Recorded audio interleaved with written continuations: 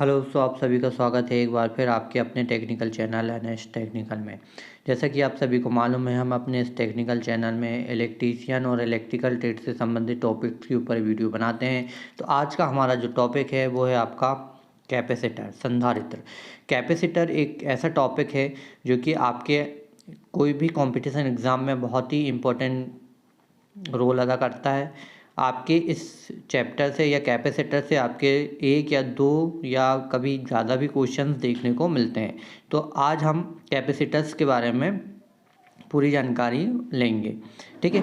जो कैपेसिटर जो होता है, कैपेसिटर क्या होता है आपका? कैपेसिटर क्या है आपका? एक प्रकार का चार्ज स्टोरेज डिवाइस होता है। क्या होता है भाई? चार्ज स्टोरेज डिवाइस होता है, राइट। क्या होता है? चार्ज स्टोरेज डिवाइस होता है। चार्ज स्टोरेज डिवाइस होता है। ठीक है। क्या होता है? चार्ज स्टोरेज डिवाइस होता है। और आपका देखिए चार्ज स्टोरेज डिवाइस में कि इसमें क्या होता है कि दो प्लेटें होती हैं, एक प्लस प्लेट होती है और एक माइनस प्लेट होती है। ठीक है, एक प्लस प्लेट और एक माइनस प्लेट, और इनके बीच में क्या भरा रहता है? एक अचालक पदार्थ भरा रहता है। क्या भरा रहता है? एक अचालक पदार्थ, जिसे हम क्या बोलते हैं? परावैद्युतिक पदार्थ। ठीक है, जैसे हम क्या बोलते हैं? परावैद्युतिक पदार्थ। अचालक पदार्थ को क्या बोलते हैं? जो कैपेसिटर की दोनों प्लेटों के बीच में भरा होता है उसे हम क्या बोलते हैं? परावैद्युतिक पदार्थ बोलते हैं। ठीक है, दो प्लेटों के बीच में, ठीक है, एक पॉजिटिव प्लेट और एक नेगेटिव प्लेट। तो कैपेसिटर क्या है? एक चार्ज स्टोरेज क्या है? डिवाइस है। चार्ज स्टोरेज क्या है? डिवाइस है। अगर हम मानते हैं कि इसमें जो स्टोर होने वाला जो चार्ज है, ठीक है, स्टोर्स, अगर हम इलेक्ट्रिक चार्ज की बातें करें, अगर क्या माने हमने? क्यू कूलाम है। ठीक है, क्या माने? Q coulomb. और सप्लाई वोल्टेज हम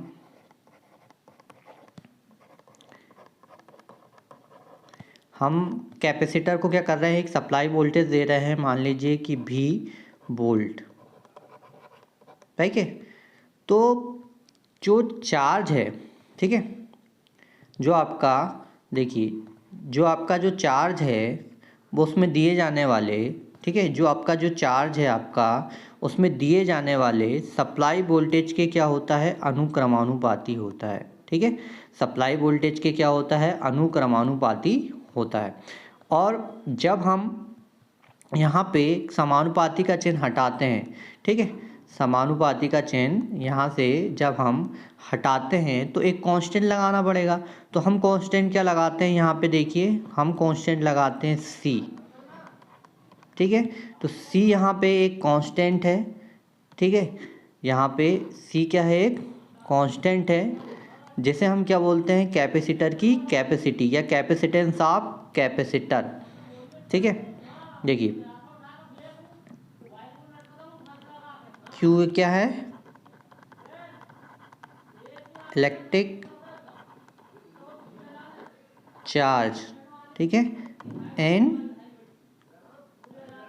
काय में लेते हैं? कूलाम में। ठीक है, C क्या है? यहाँ पे कांस्टेंट है। ठीक है, इसको क्या बोलते हैं?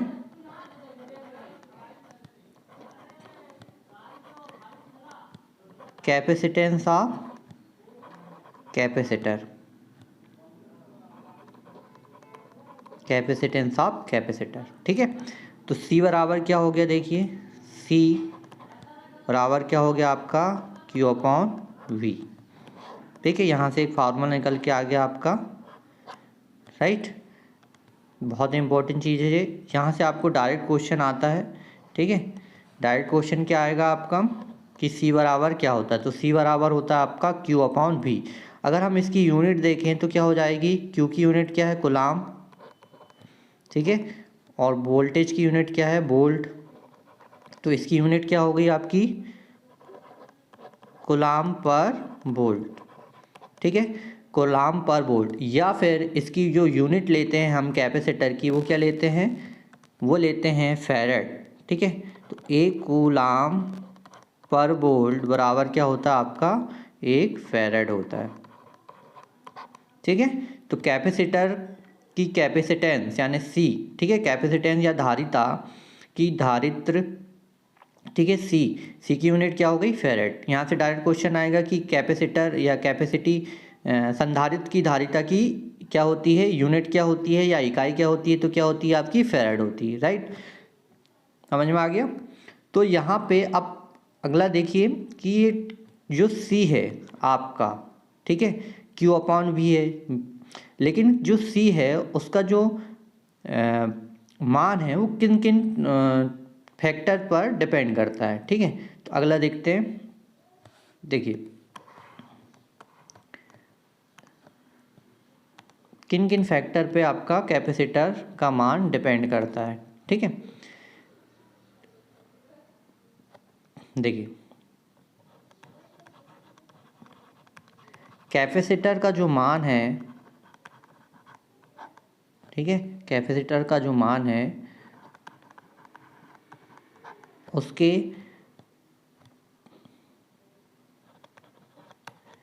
प्लेट के क्षेत्रफल पर डिपेंड करता है, ठीक है। दूसरा, प्लेट के बीच की दूरी पर, ठीक है।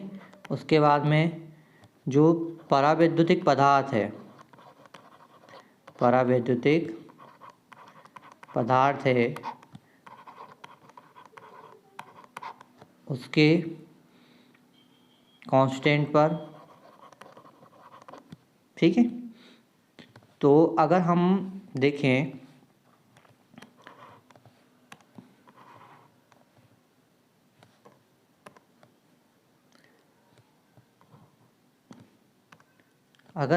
अगर कोई कैपेसिटर है आपके पास में, ठीक है,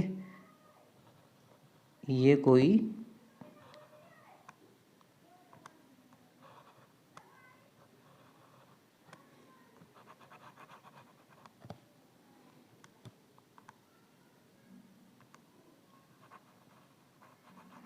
ये आपका कोई कैपेसिटर है जिसकी दो प्लेटें हैं आपकी, ठीक है ना।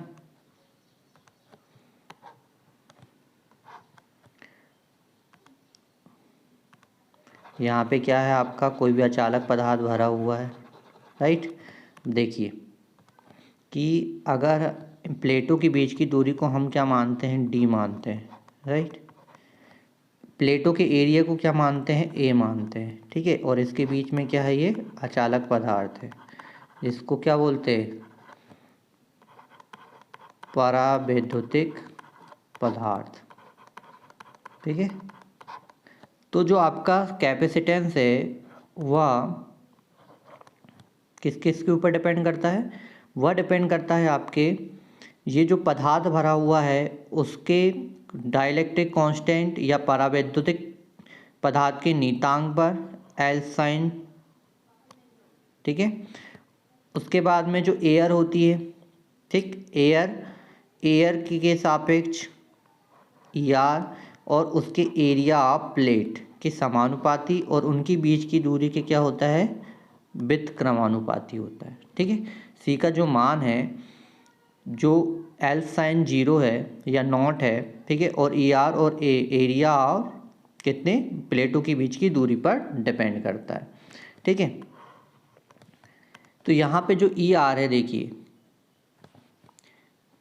ई आर क्या है, यहाँ पर परावैद्युतिक नियतांक,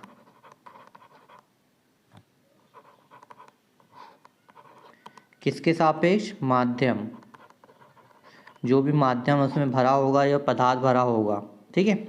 उसके बाद जो ई आर है, अच्छा यहाँ पे E0 की जो वैल्यू होती है वो क्या होती है भाई, 8.854 इंटू 10⁻⁻12 फेराड, ठीक है। अब यहाँ पे जो ई आर है, यहाँ पे जो ई आर है, देखिए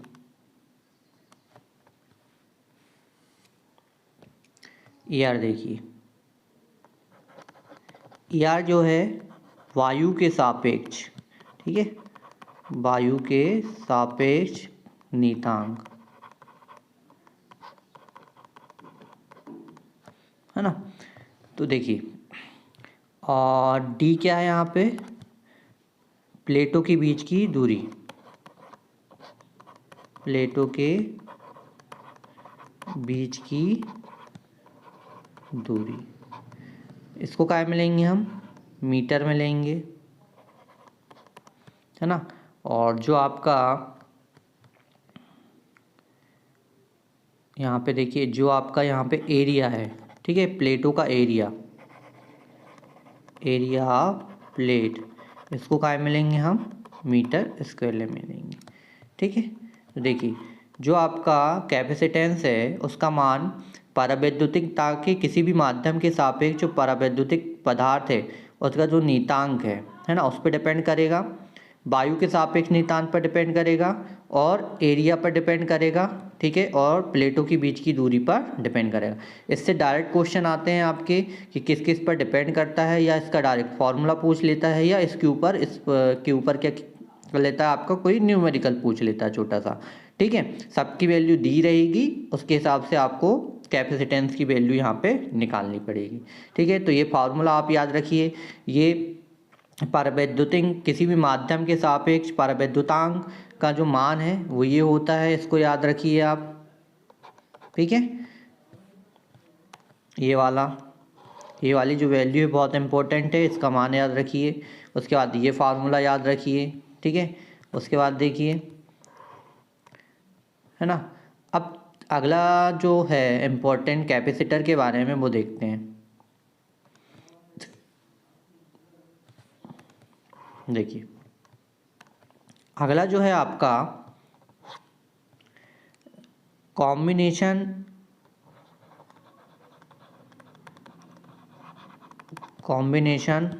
ऑफ कैपेसिटर, ठीक है, कॉम्बिनेशन या कनेक्शन ऑफ कैपेसिटर। तो पहला कनेक्शन क्या होता है आपका, सीरीज होता है, ठीक है। दूसरा क्या होता है आपका, पैरेलल कनेक्शन, समांतर में। और तीसरा क्या होता है, मिक्स कनेक्शन, राइट। तो देखिए, सीरीज में क्या होता है आपके, कोई भी जो पहला वाला है, जो सीरीज में क्या होता है आपका कि पहला वाला कनेक्शन देखिए आप, सीरीज में दो या दो से अधिक कैपेसिटर आपके अगर श्रेणी क्रम में लगे हों, एक, ठीक है, ये दो, ये तीन, अगर दो या दो से अधिक कैपेसिटर आपके श्रेणी क्रम में लगे होते हैं तो उन्हें हम क्या बोलते हैं, कैपेसिटर का सीरीज कनेक्शन बोलते हैं, ठीक है। तो यहाँ पे हो जाएगा आपका कैपेसिटर C1, C2, C3, ठीक है। अगर हम यहाँ पे टोटल कैपेसिटेंस की बात करें या इक्विवेलेंट टोटल कैपेसिटेंस की बात करें, ठीक है, CT इक्वल में हो जाएगा, अगर ये क्या लगे हैं आपके सीरीज में लगे हैं तो इसके लिए जो फॉर्मूला होगा वो होगा 1/C बराबर 1/C1 plus 1/C2 plus 1/C3, right. अब देखिए,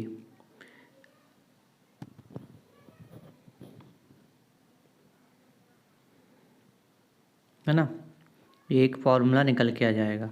अगर आपके क्या हो, कैपेसिटर पैरेलल में लगे हों,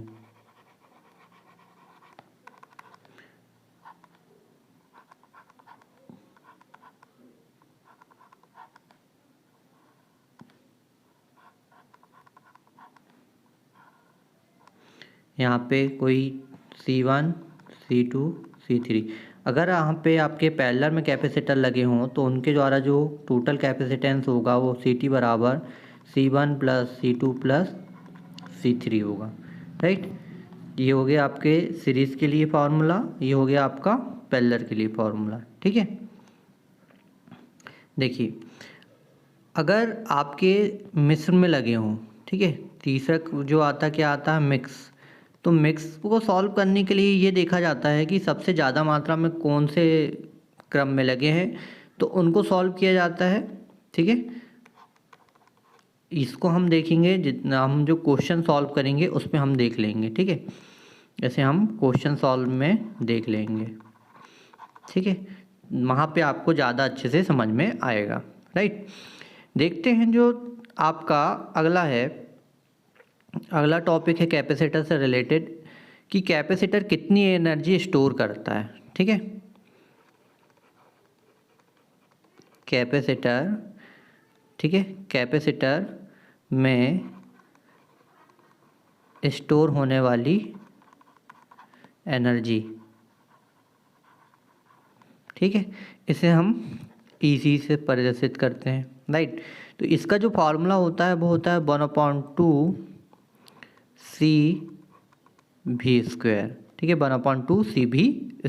ठीक है, तो ये फार्मूला निकल के आ गया आपका किसका, कैपेसिटर में स्टोर होने वाली एनर्जी का। ठीक है, अगर यहाँ से डायरेक्ट क्वेश्चन आता है आपका, या तो क्या पूछेगा, फार्मूला पूछ लेगा, या तो फिर क्या होगा, क्वेश्चन दिया रहेगा न्यूमेरिकल छोटा सा, उसमें कैपेसिटर और वोल्टेज का मान दिया होगा और आपको बोलेगा कि कैपेसिटर में स्टोर होने वाली एनर्जी का मान बताओ। ठीक है,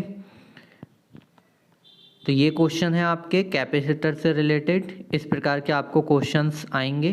ठीक है, एक बार हम रिपीट कर लेते हैं। ठीक है,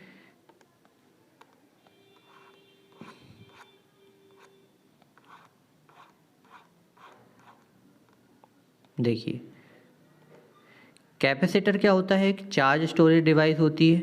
ठीक है, क्या होती है, चार्ज स्टोरेज डिवाइस होती है, जिसके बीच में क्या होता है, एक अचालक पदार्थ भरा होता है। ठीक है, जिसको हम क्या बोलते हैं, परावैद्युतिक पदार्थ बोलते हैं। कैपेसिटर में स्टोर होने वाले चार्ज जो होता है उसका जो मान होता है वो सप्लाई वोल्टेज के समानुपाती होता है। तो यहाँ से आपका एक कांस्टेंट निकल के आता है सी क्या बोलते हैं अपन, कैपेसिटर की कैपेसिटेंस। ठीक है, कैपेसिटेंस ऑफ कैपेसिटर की धारिता या संधारित्र की धारिता। ठीक है, सी एक कांस्टेंट होता है जिसको हम क्या बोलते हैं, कैपेसिटेंस बोलते हैं। ठीक है, इसकी यूनिट क्या होती है, फैराड होती है या कूलाम पर वोल्ट होती है। ठीक है, कैपेसिटर का मान किस किस पे डिपेंड करता है, एक तो प्लेट के क्षेत्रफल पर, प्लेट के बीच की दूरी पर, और परावैद्युतिक पदार्थ के कांस्टेंट पर डिपेंड करता है। ठीक है, अब यहाँ पे अगर हम देखें, अगर कोई कैपेसिटर है आपका जिसके बीच में कोई भी अचालक पदार्थ भरा हुआ है, ठीक है, तो यहाँ पे क्या होगा आपका, सी समानुपाती होगा एरिया के। ठीक है, प्लेटों के एरिया के और उनके बीच की दूरी के व्युत्क्रमानुपाती होगा। और जो भी कांस्टेंट है, परावैद्युतिक नियतांक हैं किसी भी माध्यम के सापेक्ष, एल साइन नॉट, ठीक है, और एल साइन आर। ठीक है, ये एल साइन आर क्या है, यहाँ पे वायु के सापेक्ष क्या है, नियतांक है, जिसका मान क्या होता है, 1 लिया जाता है, 1। ठीक है, ये वैल्यू आपको याद रखनी है कि नियतांक की वैल्यू का आपको न्यूमेरिकल में नियतांक की वैल्यू नहीं देगा, आपको क्या करना पड़ेगा, ये वैल्यू याद रखनी पड़ेगी न्यूमेरिकल सॉल्व करते समय। ठीक है, तो ये होता है आपका। उसके बाद देखिए जो कॉम्बिनेशन होता है या कनेक्शन होता है कैपेसिटर का, 3 प्रकार से करते हैं, सीरीज, पैरेलल और मिक्स कनेक्शन। तो आपका जो सीरीज कनेक्शन है उसमें क्या करते हैं, कैपेसिटर को श्रेणी क्रम में जोड़ देते हैं। तो उनका जो टोटल कैपेसिटेंस का फार्मूला क्या आता है, 1/CT बराबर 1/C1 + 1/C2 + 1/C3। ठीक है, और पैरेलल में लगे हुए हैं तो क्या आता है आपका, CT बराबर C1 + C2 + C3। राइट, और मिक्स में क्या होता है, मिक्स में क्या होता है, सीरीज़ में भी लगा रहा होता है और पैरेलल में भी लगा होता है, तो उसको हम न्यूमेरिकल में देखेंगे। ठीक है, और अब कैपेसिटर में स्टोर होने वाली जो एनर्जी होती है उसका जो फार्मूला होता है वो क्या होता है, EC बराबर 1/2 CV²। राइट, अब क्या करते हैं हम अगली वीडियो में कैपेसिटर से संबंधित क्या करेंगे, न्यूमेरिकल देखेंगे। तो अगली वीडियो देखना ना भूलें। ठीक है, चलिए देखते हैं, मिलते हैं अगली वीडियो में।